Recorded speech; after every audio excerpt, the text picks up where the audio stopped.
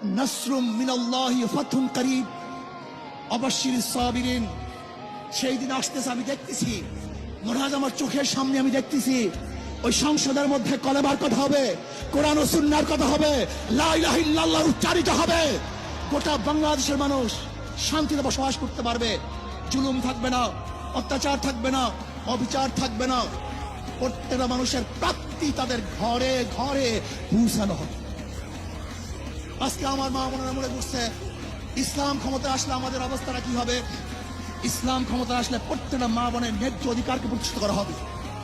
ইসলাম ক্ষমতা আসলে আগামী 5-10 বছরের মধ্যে সমস্ত গরিবরা দরিদ্র সীমার উপরে চলে যাবে। ইসলাম ক্ষমতা আসলে 28 লক্ষ কোটি টাকা বিদেশে পাচার হবে না, দুর্নীতি থাকবে না, জুলুম থাকবে না, অত্যাচার থাকবে না, নির্বিচার কোন মানুষ আর খুন হবে না, গুম হবে না। ইসলাম ক্ষমতা আসলে শ্রমিকদেরকে তাদের অধিকার আদায়ের জন্য রাস্তায় নামার কোনো প্রয়োজন হবে না। ইসলাম ক্ষমতা আসলে কৃষক, শ্রমিক, মজদুররা তাদের অধিকারকে প্রতিষ্ঠিত করার জন্য ইসলামী সরকার তাদেরকে নিয়ে কমিটি গঠন করে তাদের প্রাপ্তি তাদের কাছে পৌঁছে দেবে।